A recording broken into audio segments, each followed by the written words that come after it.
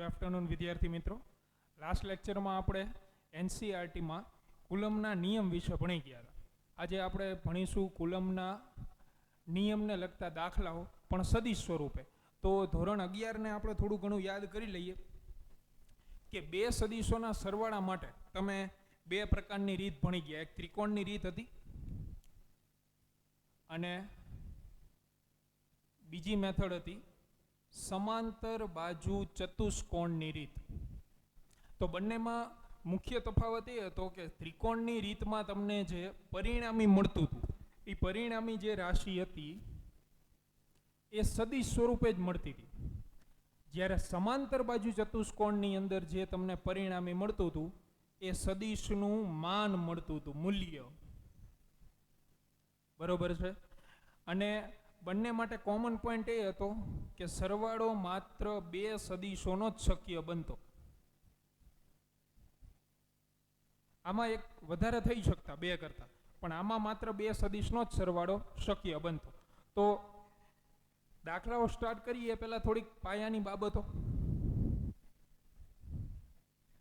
કે જો બે સદિશ સમાન દિશામાં હોય તો સીધે સીધો શું કરી નાખવાનો? સરવાળો. દાખલા તરીકે આ બોલ પેન છે, આના ઉપર જો હું 2 ન્યૂટન બળ આ બાજુ લગાડું અને 5 ન્યૂટન બળ પણ આ બાજુ લગાડું તો પરિણામી બળ કઈ બાજુ આવે?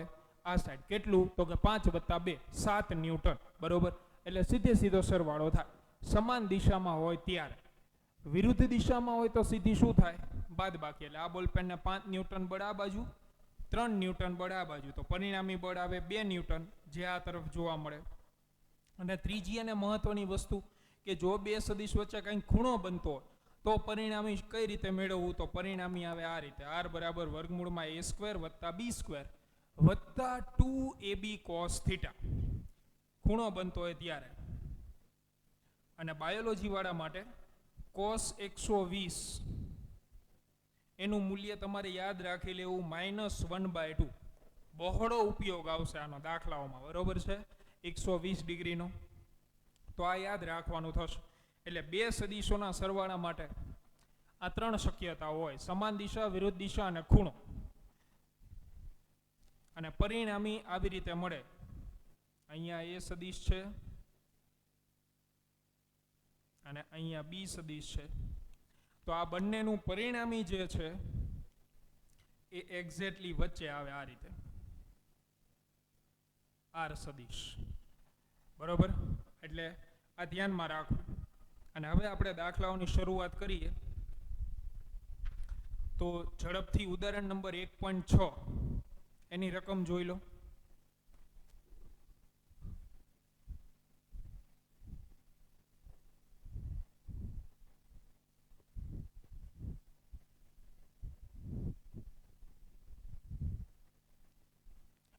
ઉદાહરણ નંબર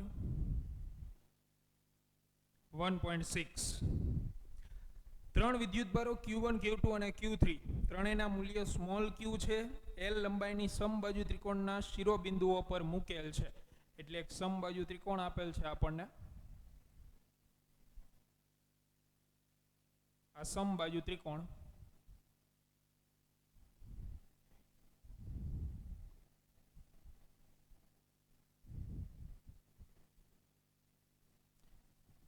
ત્રણેય ઉપર આપણે સ્મોલ q વિદ્યુતભાર મૂકેલ છે.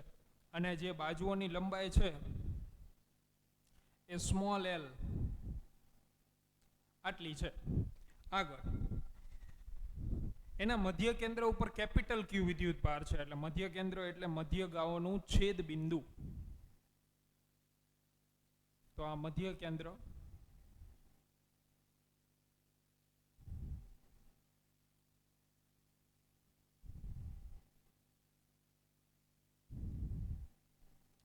અહીંયા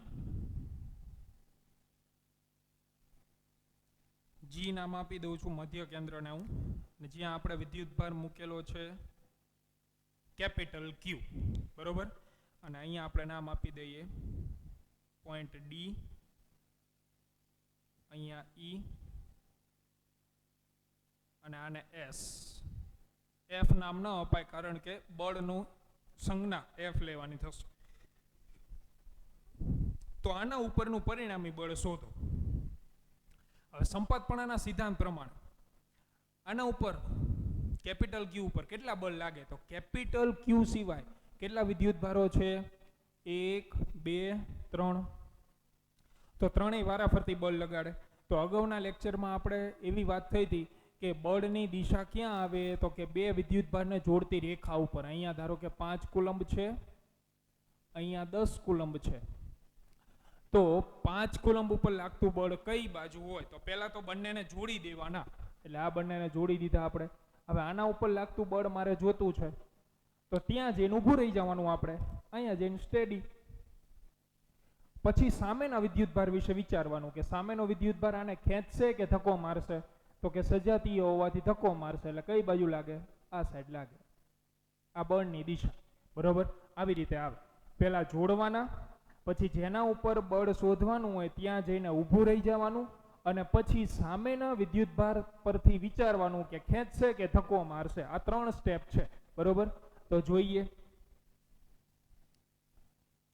તો અહીંયા આપણે આના ઉપરનું બળ ગોતવું છે. પહેલા આના વડે લાગતું બળ, તો બંનેને જોડેલા જ છે ઓલરેડી. હવે આના ઉપર શોધવાનું હોવાથી હું અહીંયા ઊભો રહી જઈશ અને વિચારીશ કે આવડો આ વિદ્યુતભાર આને ખેંચશે કે ધક્કો મારશે. તો વિચારો, સજાતીય છે, આ પણ ધન છે, આ પણ ધન છે, ધક્કો મારે એટલે કઈ બાજુ આવે, નીચેની તરફ બળ લાગે.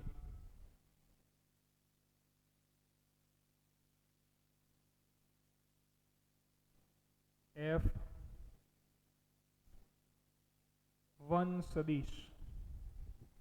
તો F1 કોના વચ્ચે લાગતું બળ થયું, A અને G ઉપરના વિદ્યુતભાર વચ્ચે. તો કુલમના નિયમ પ્રમાણે સૂત્ર શું છે બળનું, K Q1 Q2 upon R square. અને R એટલે કોના વચ્ચેનું અંતર, બંને વિદ્યુતભારો વચ્ચેનું. તો અહીંયા બંને વિદ્યુતભાર વચ્ચેનું અંતર એટલે કયું થશે, A થી G. તો A થી G અંતર તો આપણી પાસે છે નહીં, એટલે પહેલું કામ આપણે અંતર મેળવવાનું કરવાનું. જ્યારે પણ દાખલા ગણો એટલે વિદ્યુતભારો તમને રકમમાં આપી દીધા હશે, અંતર નહીં આપેલા હોય તો ધ્યાન રાખવાનું, સીધું L નહીં મૂકી દેવાનું હોય કે L આપ્યું છે ને સીધું મૂકી દો. અંતર બે વિદ્યુતભાર વચ્ચેનું હોય, બરોબર છે. એટલે બે વિદ્યુતભાર વચ્ચેનું અંતર હોય ને એ મૂકવાનું થશે. તો પહેલા આપણે અંતર મેળવીએ A થી G. તો A થી G મેળવવું હોય તો આવડું આ ડિસ્ટન્સ છે આપણી જોડે L/2. એમાં ખૂણો આ 30 ડિગ્રીનો છે. તો ત્રિકોણ BDG માં ત્રિકોણ BGD માં મારે B થી G મેળવવું છે. એટલે વિધેય 2 હોય, સાઇન અને કોસ. તો જો હું સાઇન એપ્લાય કરું તો સામેની બાજુ આવે. સામેની બાજુનું માપ આપણી પાસે છે નહીં, પણ પાસેની બાજુનું માપ છે. એટલે cos 30 ઇક્વલ ટુ પાસેની બાજુ એટલે BD છેદમાં કર્ણ એટલે B થી G સામે B થી D L/2 અને BG. BG અહીંયા આવતું રહેશે L/2 upon cos 30. cos 30 એટલે √3/2. બગડો કેન્સલ થઈ જશે એટલે મળશે L/√3. બરોબર છે. તેથી A થી G વચ્ચેનું અંતર, આ શિરોબિંદુથી મધ્ય કેન્દ્ર વચ્ચેનું અંતર મળ્યું. B થી G એટલે શિરોબિંદુથી મધ્ય કેન્દ્ર વચ્ચેનું અંતર.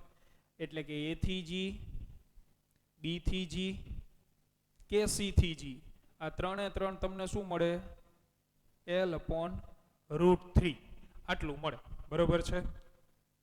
તો આ જવાબ થઈ ગયો અંતરનો. હવે આપણે F1 મેળવીએ. તો F1 એટલે બળનું મૂલ્ય A અને G પરના વિદ્યુત ભારો વચ્ચે કુલંબ બળ F1 equal to K Q1 એટલે એ ઉપરનો વિદ્યુત ભાર સ્મોલ q. Q2 એટલે આના ઉપરનો વિદ્યુત ભાર કેપિટલ Q અને છેદમાં બે વચ્ચેનું અંતર એટલે L બાય √3 આખા કૌંસનો વર્ગ. હવે છેદનો છેદ અંશમાં આવી જશે એટલે કે F1 બરાબર 3kq into q upon L square. તો આ F1 મળે. હવે જો આમાં જાણવા જેવી બાબત કે તમે આકૃતિ દોરશો ને ત્યારે સદિશનો ઉપયોગ કરશો. જોયું? ગણતરી કરશો ને ત્યારે અદિશ. ગણતરીમાં ક્યારે ભૂલથી નહીં ઉપર સદિશ કરવું નહીં હો. મટીરિયલમાં ઘણી બધી જગ્યાએ તમને સદિશ આપેલા હશે પણ એ બધા શું કરશે, અમુક દાખલામાં સદિશ હશે, અમુક દાખલામાં અદિશ હશે. તો આપણે એવું નથી કરવાનું. આપણે દરેક દાખલામાં આકૃતિ દોરીએ એટલે આકૃતિમાં સદિશ આવવું જોઈએ, કારણ કે ફ્રી બોડી ડાયાગ્રામ સદિશ સ્વરૂપે જ હોય.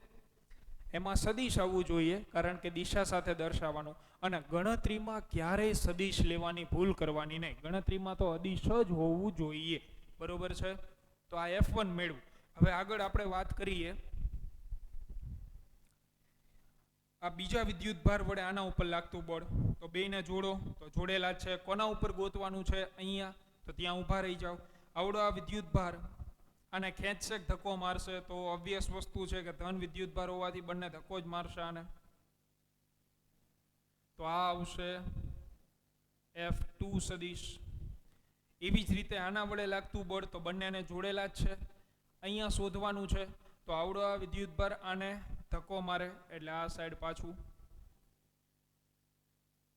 F3 સદિશ.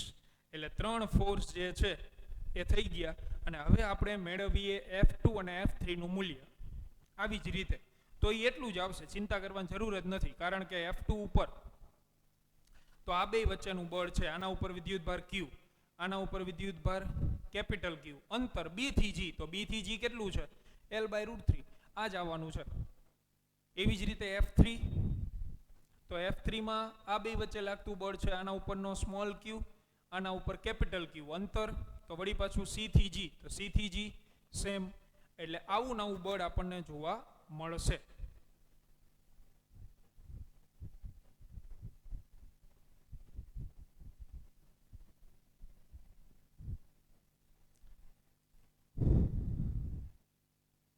એટલે B અને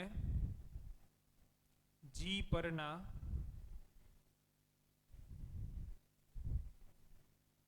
વિદ્યુત ભારો વચ્ચે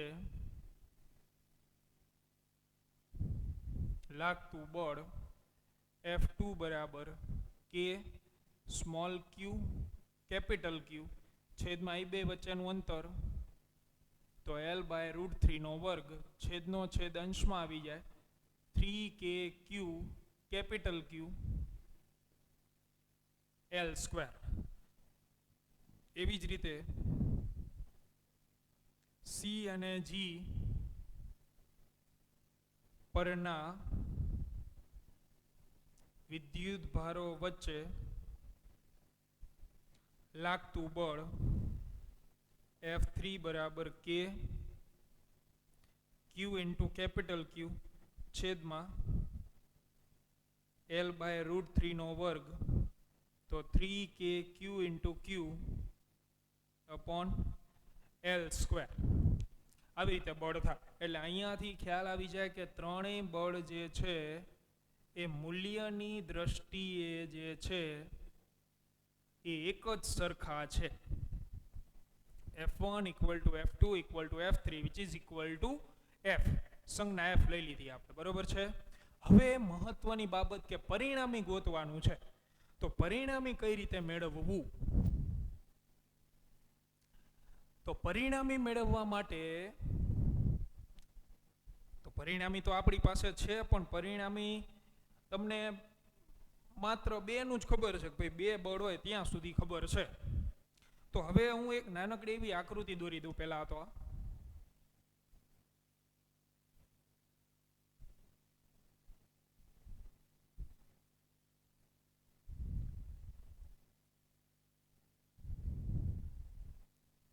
F1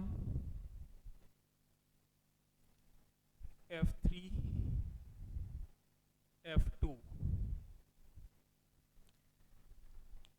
જ્યારે આવી રીતે ત્રણ બળ હોય એટલે શું કરવાનું ખબર છે કે કોઈ પણ બે જોડી પસંદ કરવાની, બે બળની જોડી પસંદ કરવાની અને એનું પરિણામ એ મેળવી લેવાનું. એટલે દાખલો થઈ જાય 100.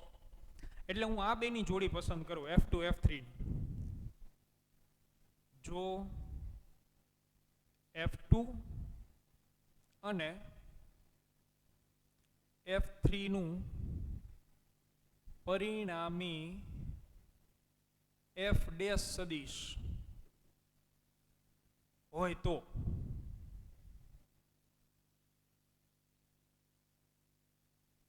F ડેશ હોય તો હવે આ બે વચ્ચે ખૂણો કેટલો છે? 120 ડિગ્રી, કારણ કે ટોટલ 360 થાય. તો આ બેનું પરિણામી બળ મને ક્યાં મળે? વચ્ચે મળે ને. સમાંતર બાજુ ચતુષ્કોણના નિયમ પ્રમાણે, સમાંતર બાજુ ચતુષ્કોણના નિયમ પ્રમાણે આને સમાંતર સદિશ હું અહીંયા દોરીશ, આને સમાંતર સદિશ હું અહીંયા દોરીશ. તો આ બંનેનું જે પરિણામી છે એ મને મળશે આવી રીતે વચ્ચે. આ થઈ જશે F ડેશ સદિશ. અને પછી કેટલા બળ બાકી રહે? માત્ર બે. એક F ડેશ, એક F1. તો એ બે તો કેવી દિશામાં છે? વિરુદ્ધ. તો તમે સીધી શું લઈ શકો? બાદ બાકી. એટલે જ્યારે વિદ્યાર્થી મિત્રો ત્રણ ફોર્સ આપેલા હોય ત્યારે તમે શું કરશો? તો કે કોઈ પણ બે બળની જોડી લઈ લેવાની રહે. કે આ બેની જોડી લો, અથવા આ બંને બળની જોડી લો, અથવા તમે પહેલું ને ત્રીજું એની જોડી લઈ લો. બરોબર છે? કોઈ વિદ્યાર્થી જો આ જોડી પસંદ કરે તો આનું પરિણામી ક્યાં આવે? આવી રીતે આવશે. તો એ આને વિરુદ્ધ થશે. કોઈ વિદ્યાર્થી આ બંનેની જોડી પસંદ કરે તો એનું પરિણામી જે છે એ અહીંયા આવવાનું છે, જે આને વિરુદ્ધ થશે. બરોબર? એટલે જોડી તમે ઈચ્છા પડે એમ લઈ શકો. તો હવે આનું પરિણામી F ડેશ હોય તો F ડેશ શું લખાય? તો બે વચ્ચે ખૂણો છે. ખૂણો એટલે ત્રીજી શક્યતા થઈ, હમણે લખેલું હતું એમાં. એટલે F ડેશ બરાબર આપણે લખી શકીએ વર્ગમૂળમાં F2 square plus F3 square 2F2 into F3 cos 120 degree. હવે F2 F3 નું મૂલ્ય તો હમણાં જ ગોતી ગયા આપણે, એક જ સરખું હતું, જેની સંજ્ઞા આપણે લીધી હતી F. તેથી F dash equal two F square plus F square plus 2F square minus 1/2. તો બગડો કેન્સલ. આ માઇનસ F સ્ક્વેર આવે એટલે F સ્ક્વેર કેન્સલ થઈ જાય. એટલે F ડેશ બરાબર મળી જશે આપણને F. તો આનું મૂલ્ય પણ F મળી ગયું. હવે બાકી વધે છે F1 ને F ડેશ. એટલે પરિણામી બળ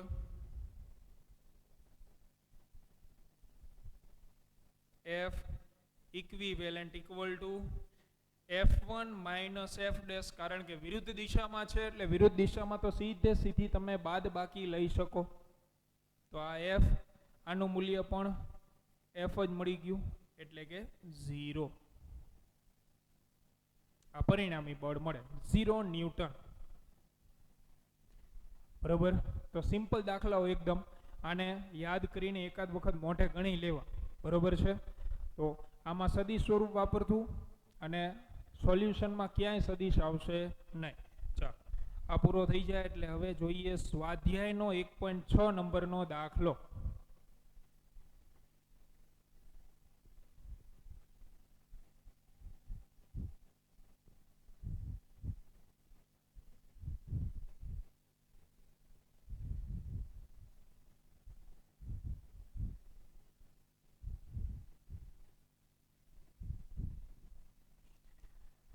સ્વાધ્યાયનો 1.6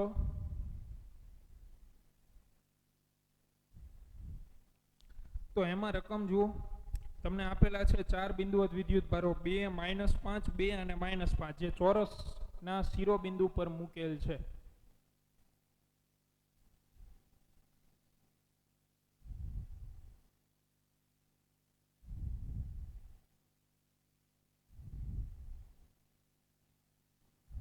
એ બી સી અને ડી 2 માઇક્રોકુલમ, -5 માઇક્રોકુલમ, 2 માઇક્રોકુલમ અને -5 માઇક્રોકુલમ આવી રીતે આપેલ છે. અને એ બી બી સી સી ડી એ ડી આ માપ છે 10 સેન્ટીમીટર. આગળ તો કેન્દ્ર ઉપર 1 માઇક્રોકુલમ વિદ્યુત ભાર છે.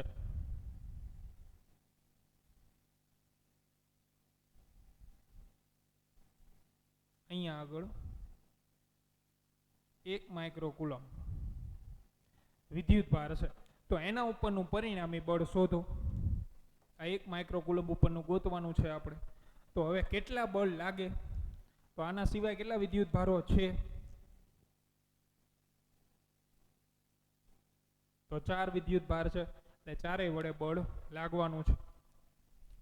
તો હવે એ વસ્તુ ફાઇનલ થઈ ગઈ કે ભાઈ 4 વિદ્યુત ભાર છે, પણ અંતર કયું કામમાં આવશે? તો એ થી ઓ, બી થી ઓ, સી થી ઓ અને ડી થી ઓ. તો એ અંતર આપણે પહેલા શોધી કાઢવું પડે ને, કારણ કે તમે આ બંનેની વાત કરશો તો અંતર એ થી ઓ જ લેવું પડશે. આ બેની વાત કરશો તો અંતર બી થી ઓ લેવું પડશે. એટલે પહેલા આપણે અંતર શોધી લઈએ. તો પાયથાગોરસ મુજબ AC square RUA equal to AD અને CD. AD square plus CD square એટલે કે 100 પ્લસ 100 200 એટલે 14.14 સેન્ટીમીટર થશે AC. હવે આપણે જરૂર છે AC નું અડધું માપ, એટલે કે AO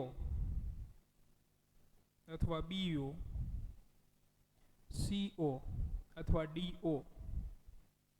તો આ ચારે ચાર અંતરો જે છે એ થઈ જશે 7.07 સેન્ટીમીટર, એટલે કે 7.07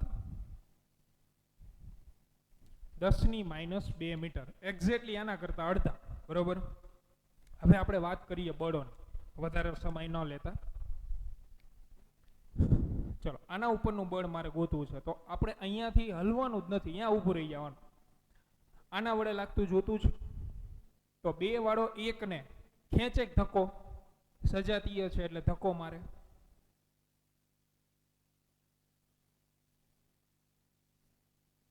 એટલે આ આવશે F1 સદિશ. બરોબર છે.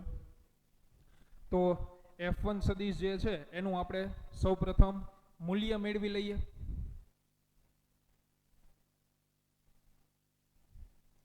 F1 નું મૂલ્ય તમારે જોતું હોય તો F1 અથવા FA કહી દઈએ એને, એટલે આઈડિયા આવે કે એ ઉપરના વિદ્યુત ભાર વડે લાગતું બળ છે FA. તો FA બરાબર K QA QO upon OA નો વર્ગ. QA એટલે આના ઉપરનો વિદ્યુત ભાર, QO એટલે O ઉપરનો વિદ્યુત ભાર, છેદમાં 2 વચ્ચેનું અંતર એટલે O થી A એનો વર્ગ. મૂકીએ કિંમત 9 × 10⁹. QA એટલે 2 × 10⁻6 ગુણ્યા QO એટલે 1, પણ 1 ની જગ્યાએ તમારે માઇક્રોકુલમ હોવાથી 10⁻6 અને છેદમાં અંતર. તો અંતર O થી A, O થી A કેટલું છે? 7.07 10⁻².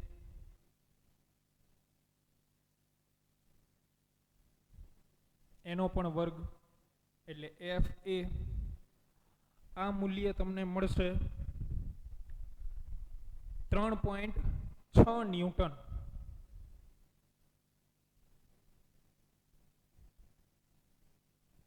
That is the FA force. Now આના વડે લાગતું બળ તો કોના ઉપર? અહીંયા શોધવાનું. તો અહીં ઊભા રહી જાઓ.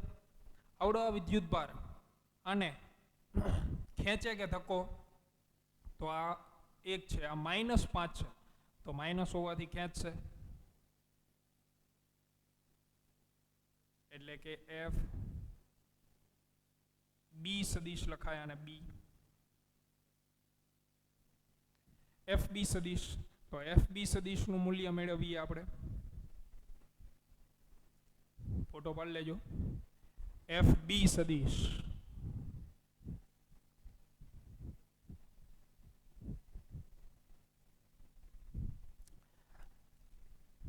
તો એફ બી ઇક્વલ ટુ કે ક્યુ બી ક્યુ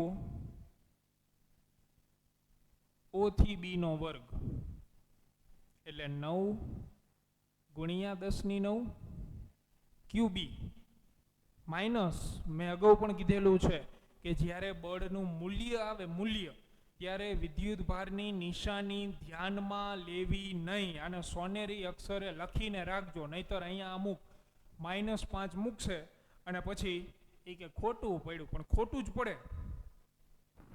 મૂલ્ય હંમેશા ફિઝિક્સમાં ધન જ હોય, મૂલ્ય ક્યારેય ઋણ આવી શકે નહીં. હા, નિશાની બળ કયા પ્રકારનું છે એ દર્શાવે. જો તમે અહીંયા માઇનસ મૂકી દો અને છેક સુધી માઇનસ આવે તો તમારે છેલ્લે તો આમ જ લખવું પડે કે એફ બરાબર -5 ન્યૂટન હોય તો હું લખીશ તો 5 ન્યૂટન જ, પણ કાઉન્સમાં લખીશ આકર્ષી પ્રકારનું. તો આવી ટેવ આપણે પાડવાની જરૂર નથી, આપણે સીધી રીતે જ હાલવાનું. સીધી રીતે એટલે શું? તો કે જ્યારે પણ દાખલામાં તમે ગણતરી કરતા હોય ત્યારે વિદ્યુત ભારની નિશાનીને ઘોડીને પી જવાની. આકૃતિમાં જ નિશાની કામમાં આવે. આ નિશાની ન હોત તો આકૃતિ ફરી જાય, તો જવાબ ફરી શકે.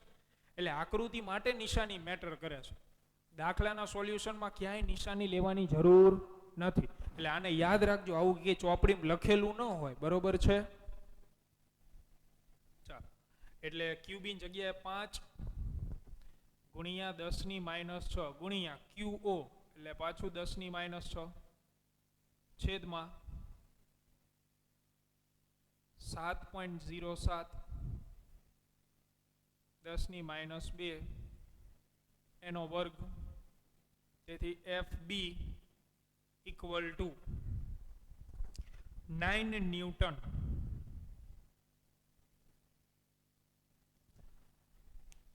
હવે ત્રીજું ફોર્સ સી વડે લાગતું, તો એફ સી તમે ગોતી શકો. સી વડે આના ઉપર લાગતું બળ, તો અહીંયા 1 છે, અહીંયા 2 છે, 2 ધન ધનાતન ધન, તો ધક્કો મારે એટલે એફ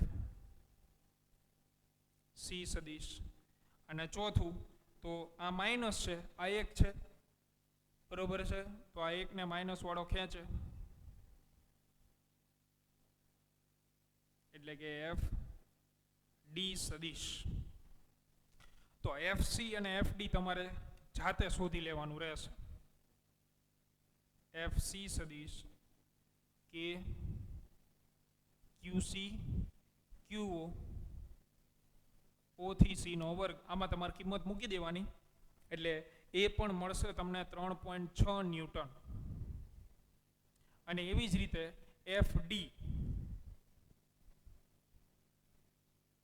ડી આવશે કે ક્યુ ડી ક્યુ ઓ છેદમાં ઓ ડી નો વર્ગ, અને આ મળશે 9 ન્યૂટન.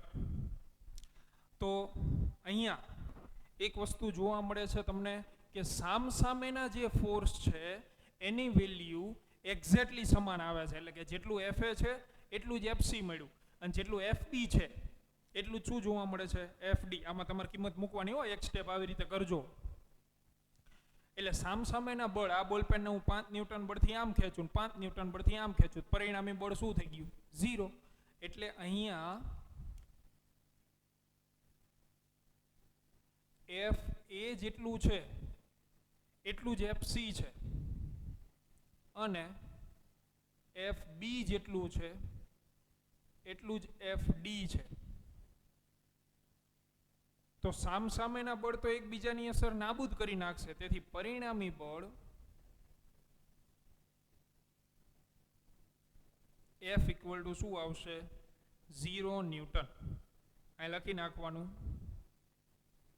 કે સામસામેના બળો એકબીજાની અસર નાબૂદ કરે. તો આવા પ્રકારના દાખલાઓ જોવા મળશે. સિમ્પલ દાખલાઓ છે, માત્ર અંતરોમાં તમારે ધ્યાન રાખવું પડશે, એ પણ થોડું ઘણું, વધારે પડતું નહીં. બરોબર છે? તો આને એક વખત જોઈ લો, પછી આપણે આગળ વધીએ. ઉદાહરણ નંબર 1.7.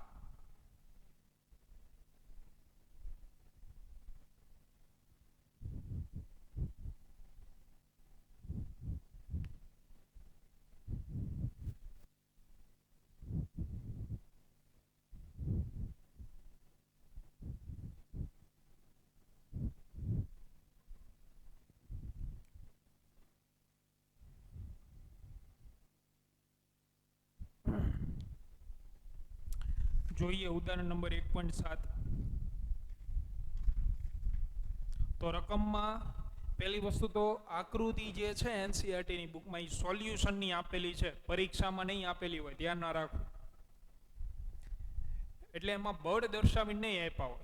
અમુક એમ પાછા દલીલ કરવા આવે કે સર આકૃતિમાં દર્શાવ્યા મુજબ એવું તો લખેલું છે, પણ એ આકૃતિ પ્રશ્નની અલગ આપેલી હશે, એમાં બળ દર્શાવેલા ન હોય, બળ આપણે દર્શાવવા પડે.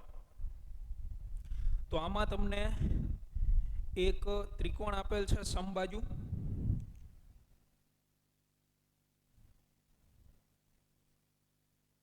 આ સમબાજુ ત્રિકોણ છે, નામ છે AB અને ઉપર વિદ્યુત ભાર ત્રીજો. અહીંયા A, B and C. Q, Q અને માઇનસ Q. અહીંયા વિદ્યુત ભાર છે Q, અહીંયા પણ વિદ્યુત ભાર છે Q,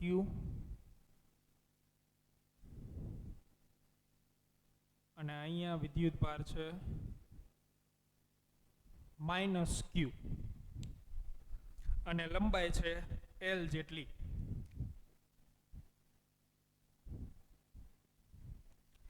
તો દરેક વિદ્યુત ભાર ઉપર લાગતું બળ શોધો વારા ફરતી. તો પહેલા આપણે એ પરના વિદ્યુત ભાર પર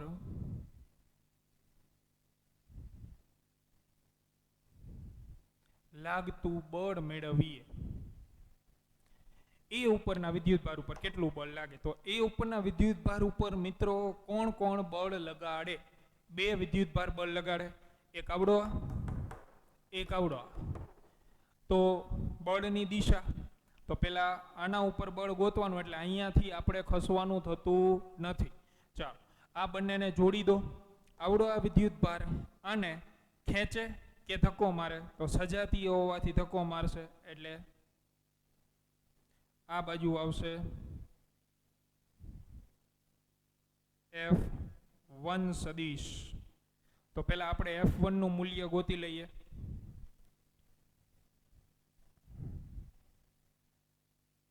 A અને B પરના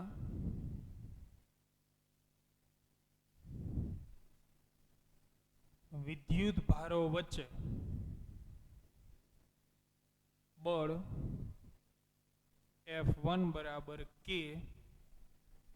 A ઉપરનો વિદ્યુત ભાર Q, B ઉપરનો વિદ્યુત ભાર Q, એટલે Q into Q upon distance, તો L square which is equal to KQ square upon L square. Now C ઉપરના વિદ્યુત ભાર વડે A ઉપર લાગતું બળ, તો અહીંથી ખસવાનો કોઈ સવાલ જ ઉત્પન્ન નથી થતો. હવે જોવાનું છે, બંનેને જોડેલા જ છે. C વાળા ઉપરનો વિદ્યુત ભાર આ વિદ્યુત ભારને ખેંચશે કે ધક્કો મારશે? તો આ ધન છે, આ ઋણ છે, એટલે ખેંચે જ. તો આ થઈ જશે F2. આ ખૂણો 60 ડિગ્રી છે, તો આ ખૂણો થઈ જશે 120, કારણ કે ટોટલ હોય 180. તો A અને C પરના વિદ્યુત ભારો વચ્ચે લાગતું બળ F2 equal to K Q into Q upon L square.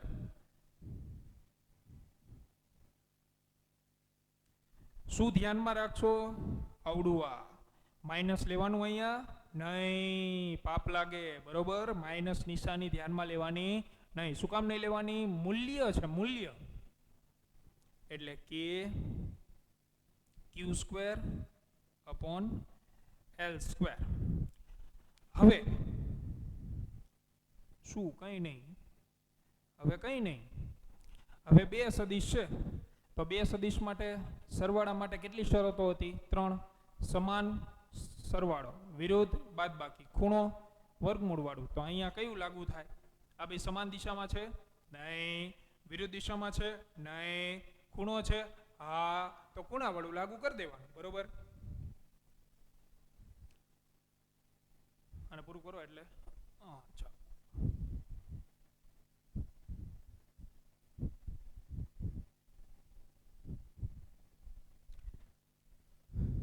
તેથી F1 સદિશ અને F2 સદિશ નું પરિણામી બળ એટલે કે FA ઇક્વલ ટુ, તો FA મિત્ર ક્યાં આવે? તો આને સમાંતર સદિશ હું અહીંયા દોરી કાઢું, આને સમાંતર સદિશ અહીંયા દોરી કાઢું, તો વચ્ચે આવે ક્યાંક આ રીતે આવે FA સદિશ, બરોબર છે? તો પરિણામી વર્ગમૂળમાં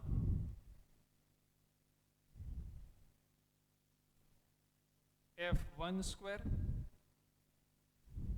F2 square 2F1 F2 cos 120 degree.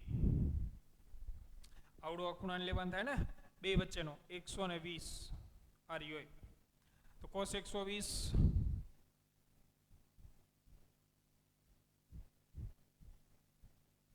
-1/2 હોય. અહીંયા કિંમત મૂકી. F1 ની કિંમત કેટલી હતી? KQ square upon L square હતી ને, એટલે અહીંયા વર્ગ છે એટલે K સ્ક્વેર Q ની 4 અપોન L ની 4 પ્લસ K સ્ક્વેર Q ની 4 L ની 4 પ્લસ બગડો આ બંનેનો ગુણાકાર, તો બે એક જ હરખા હતા એટલે વળી પાછો શું થઈ જશે? વર્ગ. એટલે K સ્ક્વેર Q ની 4 L ની 4 -1/2 cos 120. બગો બગો કેન્સલ. આ માઇનસ નિશાની આગળ આવે એટલે આવા બે પદ જે છે એ કેન્સલ થઈ જશે. K સ્ક્વેર Q ની 4 L ની 4 પ્લસ K સ્ક્વેર Q ની 4 L ની 4 માઇનસ K સ્ક્વેર Q ની 4 L ની 4. આ આખે આખું પદ ઉડી જાય. આ વધે તો એનું કાઢી નાખો વર્ગમૂળ, એટલે FA ઇક્વલ ટુ મળશે KQ square upon L square. આ આન્સર જોવા મળે. હવે આપણે ગોતીએ બી ઉપરનું પરિણામી. હવે જનરલી બધાને આવડવું જોઈએ. હવે આને આ ફોર્મ્યુલા આપણે રિપીટેડ કરવાની છે બી અને સી માટે.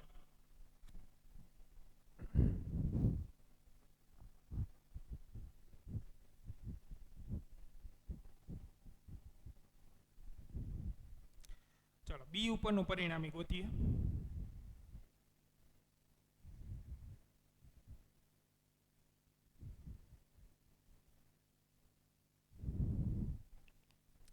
તો બી ઉપર એ વડે લાગતું બળ કઈ બાજુ આવે? તો હવે અહીંયા જ ઊભું રહેવાનું છે આપણે. અહીંયાથી હલવાનું થતું નથી. જોવાનું એ વાળો વિદ્યુતભાર ખેંચશે કે ધક્કો? તો ધક્કો જ મારે. આને F1 કહી દઈએ. આવડો આ વિદ્યુતભાર તો એ આને ખેંચશે કે ધક્કો મારશે? તો માઇનસ પ્લસ એટલે ખેંચે, તો F2 સદિશ અહીંયા પણ સેમ રીત. એટલે આને આ જ આવવાનું છે, એમાં જરાય હેરાન થવાની જરૂર નથી. F1 ઇક્વલ ટુ K, તો F1 કોના વચ્ચે છે? Q અને Q વચ્ચે, એટલે K Q Q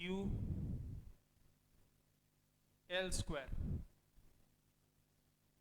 KQ square L square. F2 તો માઇનસ લેવું નહીં, K Q Q L square KQ square L square. પરિણામી, તો પરિણામી આવશે વચ્ચે આ રીતે FB સદિશ. અહીંયા ખૂણો બનશે 120 ડિગ્રી, એટલે FB જો હું લખું અહીંયા પરિણામી, તો FB બરાબર આવે વર્ગમૂળમાં F1 square plus F2 square plus 2F1 F2 cos 120. તો વળી પાછું F1 F2 તો અગાઉ હતું એવી જ રીતનું છે, એટલે અહીંયા તમે એ જ રીતે મૂકશો અને આગળ જે આપણે સ્ટેપ કરેલા હતા એ જ સ્ટેપ તમે રિપીટ કરીશો. એટલે FB બરાબર મળશે પાછું KQ square upon L square. આ B ઉપરનું પરિણામી. C ઉપરનું પરિણામી, તો C ઉપર કોણ બે બળ લગાડશે? A. તો આપણે હવે અહીંયાથી ખસવાનું થતું નથી, તો કઈ બાજુ લાગે? આના વડે લાગતું બળ નીચે, એટલે આમ આવે. આ F1 અને આના વડે લાગતું બળ આવશે આ રીતે F2. પણ અહીંયા ખૂણો 60 નો બને, એટલે પરિણામી બદલાય. C ઉપરનું તમારે પરિણામી મેળવવું હોય, આને જોઈ લેજો, સ્ક્રીનશોટ લઈ લેજો. ચાલો, C પરનું પરિણામી, તો F1 એટલે A અને C વચ્ચે લાગતું બળ, A ઉપરનો Q, C ઉપરનો Q, અંતર L, એટલે આ જ આવશે. B વડે લાગતું બળ, તો વિદ્યુત ભાર Q અને Q જ છે, અંતર પણ L જ છે, એટલે આ જ આવશે. પણ હવે અહીંયા જો હું FC લખી નાખું તો ખૂણો 120 નથી, ખૂણો થઈ જશે 60 ડિગ્રી. અને 60 ડિગ્રી ખૂણો થાય એટલે જવાબ બદલાય, કારણ કે હવે જે બાદ બાકી થતી હતી એ બાદ બાકી હવે થશે નહીં, બરોબર? તો આ C નું પરિણામી છે. અહીંયાથી તમારે F1 F2 ની જગ્યાએ આ મૂકવાનું રહેશે, તો મૂકીએ આપણે.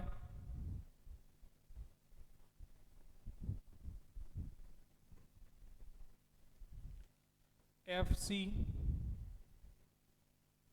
ઇક્વલ ટુ વર્ગમૂળમાં K સ્ક્વેર Q ની 4 L ની 4 પ્લસ K સ્ક્વેર Q ની 4 L ની 4 પ્લસ 2 K સ્ક્વેર Q ની 4 L ની 4 અને cos 60 એટલે 1/2 અને 1/2 એટલે બગડો બગડો કેન્સલ, તો ત્રણ પદ એક સરખા થયા, એટલે વર્ગમૂળ કાઢી નાખીએ જો આનું, તો FC બરાબર મળશે √3 KQ square upon L square. That is the answer. ત્રણેય વિદ્યુત ભાર ઉપર લાગતા બળ વારાફરતી મેળવવાના હતા, અને અહીંયા પરિણામી આવશે આ રીતે FC સદિશ. તો આ દાખલો અહીંયા પૂરો થાય. અને પરિણામી આપણને હજી આનું પરિણામી મેળવવાનું કહેતો, FA, FB અને FC આનું પરિણામી મેળવો, એટલે અહીંયાથી એક્સ્ટ્રા છે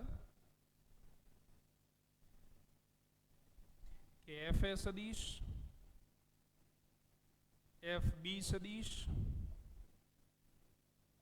અને એફ સી સદિશ નું પરિણામી મેળવો. એટલે અહીંયા સુધી તો ગણવાનો જ. હવે આ ત્રણેયનું પરિણામી મેળવવું હોય તો શું કરવું પડે તમારે? તો આ ત્રણેય સદિશની જે પૂછ છે એને એક જગ્યાએ ભેગી કરી નાખવાની. આ એફ એ, આ એફ બી અને એફ સી, આ ત્રણેયની પૂછ એ આપણે એક જગ્યાએ ભેગી કરીએ. જોઈ લો આકૃતિ. એફ એ, એફ બી અને એફ સી ત્રણેયની પૂછ એક જગ્યાએ હું દોરીશ.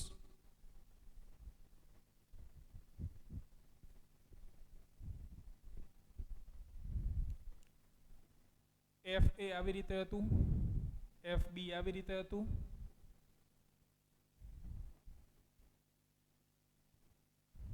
અને એફ સી નીચે હતું. તો હવે તમારે શું કરવાનું રહે? તો અગાઉના દાખલામાં આપણે જોયું તો ઉદાહરણ 1.6 માં એવી જ રીતે જોડી પસંદ કરો. જોડી એટલે આ બેની જોડી જો હું પસંદ કરું, એફ એ અને એફ બી નું પરિણામી એફ ડેશ લઈએ તો જો એ બેનું પરિણામી આપણે એફ ડેશ લઈએ તો શું જોવા મળે? એટલે આનું જેનું પરિણામી છે એ એફ ડેશ આવશે ઉપર આ રીતે, અને પછી તમારે આની સાથે આની શું લઈ લેવાની થાય? બાદ બાકી. પણ ધ્યાન રાખજો કે અહીંયા ખૂણો 120 નો બનશે નહીં. અહીંયા ખૂણો આવશે 60 ડિગ્રી. એવું કેમ? મોટા ભાગના મનમાં પ્રશ્ન થાય કે અહીંયા 60 ડિગ્રીનો ખૂણો શું કામ જોવા મળે? તો એ તમારે આકૃતિની ભૂમિતિ ઉપરથી શોધી લેવાનું રહેશે. અને આ એક્સ્ટ્રા જે છે એને ખાલી ફેરબુકમાં લખવા ખાતર લખી નાખવાનો. તો અહીંયા આવશે એફ ડેશ ઇક્વલ ટુ વર્ગમૂળમાં F A square plus F B square plus 2 F B cos 60.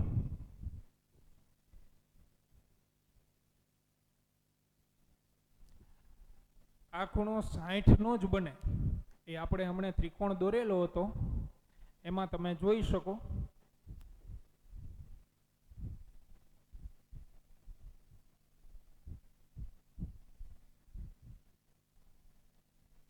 ત્રિકોણમાંથી તમે આ ભૂમિતિ ઉપરથી ચેક કરી શકશો. બરોબર છે? આ કોઈ મોટો ઇશ્યુ નથી.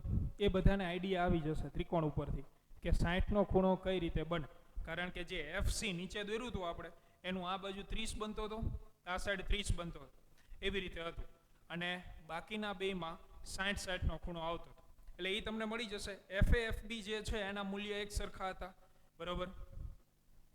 એફ એ અને એફ બી આપણને કેટલા મળેલા છે? તો એફ એ અને એફ બી તમને એક જ સરખા એટલે કે કે Q square upon L square જ મળેલા હતા. એટલે તમને આનું પરિણામી એફ ડેશ રહ્યું એ મળશે √3 K Q square upon L square. આ એફ ડેશ મળશે. અને હવે પરિણામી એટલે એફ ડેશ ને એફ સી એ બે વિરુદ્ધ દિશામાં છે એટલે તમે શું લઈ લેશો? બાદ બાકી. એટલે એફ ઇક્વિવેલન્ટ બરાબર F dash minus F C એટલે કે √3 K Q square upon L square minus √3 K Q square upon L square. એટલે છેલ્લો જવાબ મળશે 0 ન્યૂટન. અને આ કીધું હોય તો જ મેળવવાનું છે. જનરલી બુકના દાખલાઓ બદલાતા નથી એટલે ચિંતા એવું નથી આપણે. બરોબર? તો આ એક બાબત અહીંયા ધ્યાનમાં રાખવી. અહીંયા 120 નો ખૂણો નહીં બને, આ ખૂણો આવશે 60 ડિગ્રીનો. અને હવે આપણે આગળ વધીએ. અહીંયાથી આ તમે જોઈ લો એક વખત.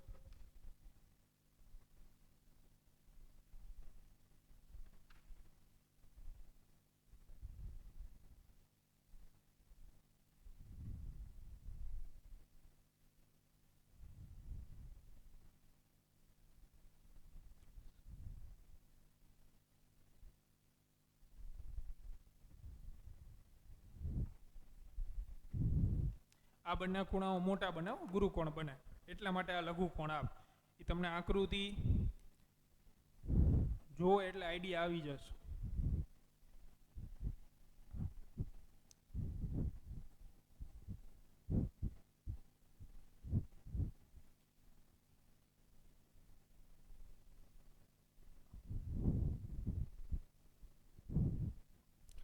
એક એક્સ્ટ્રા દાખલો આપી દઉં હોમવર્કમાં, ટ્રાય કરી જુઓ, આવડી જશે.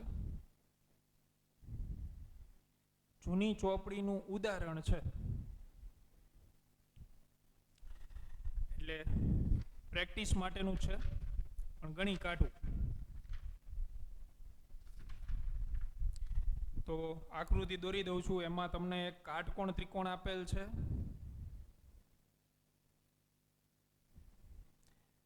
અહીંયા 2 માઇક્રોકુલમ, 2 માઇક્રોકુલમ અને 2 માઇક્રોકુલમ વિદ્યુત ભારો રહેલા છે. આ 3 સેન્ટીમીટર, આ 4 સેન્ટીમીટર અને આ 5 સેન્ટીમીટર છે.